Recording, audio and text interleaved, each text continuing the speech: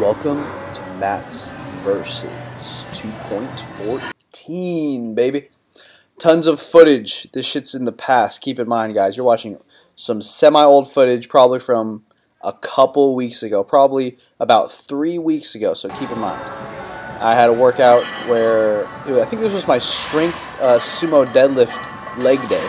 I think I'm busted out sets of 5. My main thing, and this is what I always tell my girlfriend, is open the hips and get behind the bar and get vertical. So obviously try to load the bar back, get your weight behind the bar, and when you're ready for that rep or ready for each rep, get the chest vertical and open those hips. And I feel like that definitely helped me, and you guys will see in future footage one day that it really helped her too. The same day I had my front squats. Here you guys see me. I think this is, I don't really know how many reps I'm going for, but I think it's 280 on the bar right here.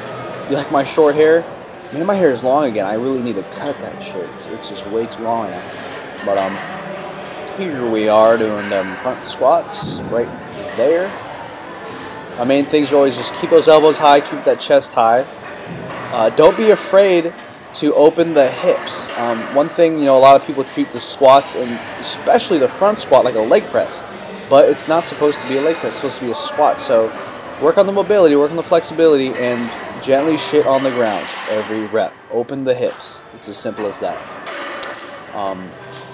Back to some. This is me setting up. Whoa, just popping out my shit like that, right? Whoa. Okay, so. This was me setting up the camera for my posing practice. I always make sure the camera's set up well before I, actually start filming for real. Got her doing RDLs and shit. Some of you guys wanted to see her lifting, so got a little bit for you guys. So here's some pretty goofy, funny footage of Lovato and I working on these LoA shirts, working on getting these packaged and shipped out to you guys. We started working on this, I believe, at 10 p.m. at night, and here we are, like maybe 7 a.m. in the morning, still working, but having a good time. We're both zombie mode, but still doing our thing. Whoa, getting close. And I might as well tell you guys about the way I ship these shirts out. I figure it might help some of you guys that might want to get into this sort of thing or start shirts for your own channel. Yeah, there's Spreadshirt.com, and I've used that in the past, but this is how I'm doing things currently. I use Shopify.com as it's pretty much the gateway, right? It's the website itself that people get sent to, and it kind of connects everything and also helps us keep track of our inventory. And even it keeps track of all our customers, our products, etc. So I found that it's a pretty useful website. It connects the payment methods, PayPal, Stripe, whatever methods you might use. It connects it all together. I found it works really well, and it's worth the small subscription fee per month. So I use Shopify.com, and you guys order the shirts, do your thing. Pay through PayPal. I actually only use PayPal. I used to use a couple other methods of payment, but I basically stopped all those just to simplify things through PayPal. And one thing I love about PayPal is I just go through my payments on PayPal, and I purchase all of the ones that are United States because I could do that directly through PayPal. Unfortunately, I can't really do that for the international orders through PayPal. I use Stamps.com for that, for a decent price. On PayPal, they want crazy amounts for Express International or Priority Mail. It's just way too expensive. It's insane. It would cost my international people over like $20 per shirt just to ship. Of course, $20 for the shirt itself. So it would be super expensive to go that way. So I actually use Stamps.com for the international orders. So anyways, like I was saying, you guys order the shirts, and then I have one window open for PayPal, one open for Shopify. On the same one that the window that PayPal is on, I also have Stamps.com, and I just go through the orders, I print all of the papers out, and back here in this footage, I was using regular paper, and recently I purchased sticky paper. So that's gonna really speed things by. We're not gonna have to cut each paper and tape each paper like we're doing here. And the sucky thing was we ran out of Scotch tape, so we were using like this thick packaging tape, and that's why you can see us cutting these. We were cutting, you know, dozens at a time. After we had a few dozen on the table, we would, you can see all the shirts there, all the packaged ones these so far. We would then, you know, tape the orders onto the packages after all the orders were printed out. And that's what you can see us doing here. We're taping the orders to the packages. After we taped the orders to the packages, then we would actually go get the shirts and put them in the envelopes. And one thing I made sure to do when I was printing these was to, for all of the domestic orders, type in and send you guys your shipping confirmations. So all of you domestics in the United States get shipping confirmation, but unfortunately, you can't really get shipping confirmation, at least with the United States Postal Service, for international orders. At least that is what I'm aware of. Maybe I'm wrong, but that's what I believe. So yeah, I actually make sure to write, you know, what shirt that person got or how many of which shirts that person got on each piece of paper. So you guys who order the shirts, you might have noticed something saying Deep S plus L, and that would mean a deep, one of the deep V-necks, a deep small one, plus, you know, a large regular. So in case you're wondering what those meant, that's what they meant. That's what you see us doing here. We're just taping this shit on. It was a really long process. Like I said, 12 hours to ship out these 200. We have another 300 shirts coming in just a day or two.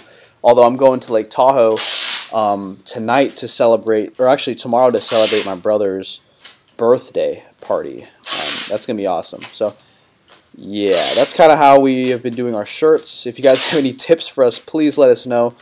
Keep in mind now that we are using sticky paper, so we got that good. So we're just going to be, you know, peeling it off the paper, putting it around the package, and that will speed things up by a lot. If there's anything else that you guys can think of that could help speed things by, please let us know. Keep in mind, guys, for the first, like, Ogus cake shirts, I was actually, you know, manually writing the address on each one, you know, 100 plus shirts. I was doing that for all those, and yeah, it took forever. Thinking, you know, looking back at that shit took forever. But you can see Levon hopefully having a little bit of fun. I'm just putting tape on his like head and his face, but whatever. Anyways, I'll cut this bullshit. Hope you guys enjoyed this weird footage of us just fucking around. Yeah. LoA shirts. We got some more coming. If you guys want tank tops, please let us know. I've been getting tons of requests for those. Pretty soon we might do a questionnaire about tank tops. The debate here is it going to be hoodies first, or is it going to be tank tops first? So I'd like you guys to definitely leave a comment letting us know what's up. December 18th, guys. Late night gym sesh. Here with Brandon. I'm sorry, Brendan. I thought it was Brandon. Brandon's coming. It's gonna get confusing. We got my baby girl. Go, come on. Hitting some squats up in here, guys. Just chilling. She needs to get lower. Come on, motherfucker. She needs to open up more.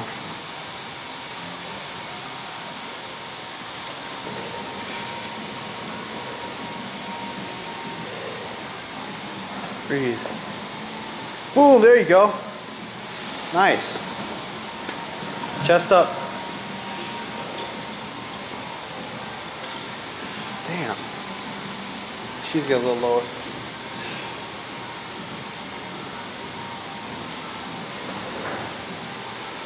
A little lower. Alright guys, she told me she's gonna make this one look better, so.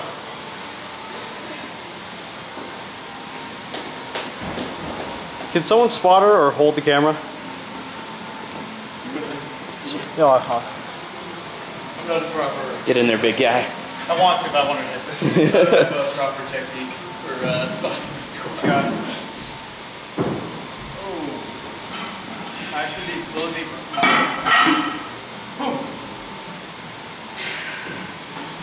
Over there. Up. Come on. That's halfway, girl. This one's for the boys. Up. Knees out. Come on. A little lower. Up. Come on. Let's do it. Come on. Up. Up.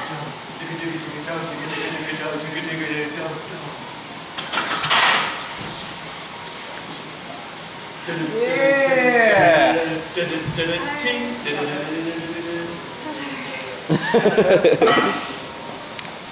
So yeah, I'm trying to get my girlfriend to go lower on those squats. I know she can do it. I know she can. I think I saw a deep rep in there somewhere.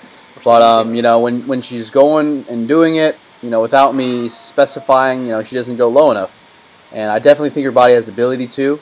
It just has to be reminded to. So yeah, here's Brandon. He's been trying to fix his squat form so that he doesn't have butt wink and all this stuff. And I think for him it was mostly just getting those hips to open up.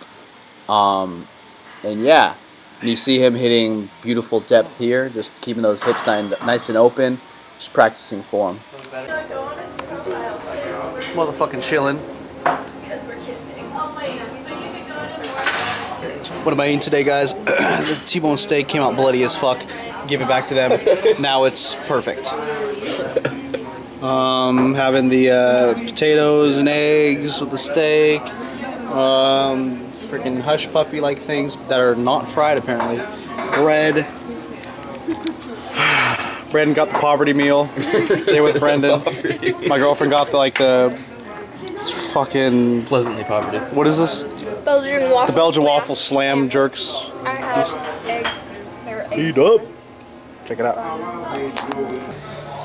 And we're gonna end this with maybe a few minutes, a few sets, maybe 4 sets of squat footage for you guys. This is, I believe, a hypertrophy based day. So that means reps are usually above 8. I'm usually probably going for 8 to 10 on my first exercise. So these might be 8 rep sets or maybe even 10 rep sets. And you fucking mind that handprint on my ass? This was December 22nd. So yeah, a little while ago. That's 2 reps. I have 315 plus a 25 plus a 5 plus a 2.5.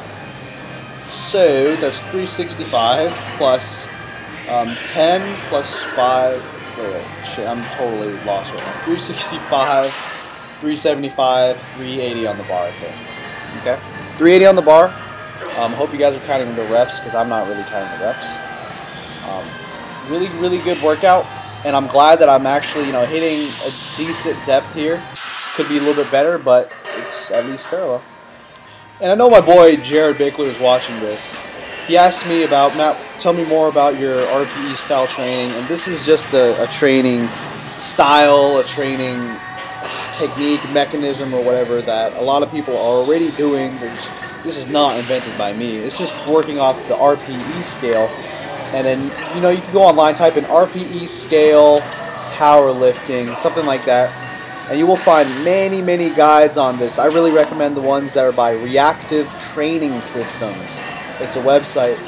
And basically, the style for this sort of training is you work your way up to, say, a RPE 9. An RPE 9 would mean that you literally only have 1 more rep in the tank. Takes a little bit of instinct to you know, feel yourself out. RPE 9.5 means that you didn't have another rep in the tank, but you might have had maybe a little bit more weight for that set that you could have done with that many given reps. An RPE 10 means that you are donezo. That was it. No more reps were done. You couldn't do anything more.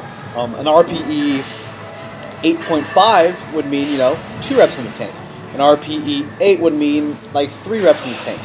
And you could use this for any given rep range. You could do it for 3 rep sets, 5 rep sets, 10 rep sets. So I've been utilizing this, and I've been basically, I'll start my workout, work my way up to an RPE 9, which today I believe it was 380. And I ended up doing a set of that wasn't an RPE 9. I could have done more than one on that, or I had more than one left in the tank on the first set of 380, so that's why I did 2 sets of 380, because on the second set I hit an RPE 9. rate of perceived exertion is what RPE stands for. And on the, so that's why I dropped the weight. I think I dropped it about 5%. I either drop it 5 or 10%, depending on the exercise usually. Sometimes depending on how much I feel like that set took out of me. So I'll drop it 5 or 10%, and today I dropped it to, looks like I dropped it to about 360 pounds. So then I do as many sets of that dropped weight until I again hit an RPE 9, until I hit a set where I feel like I only had one left in the tank. So instead of working myself out to failure, you know, every set, I will do it this style, and generally, you know, I actually feel like this is even better than what I was doing before for most given exercise, or for the main exercises.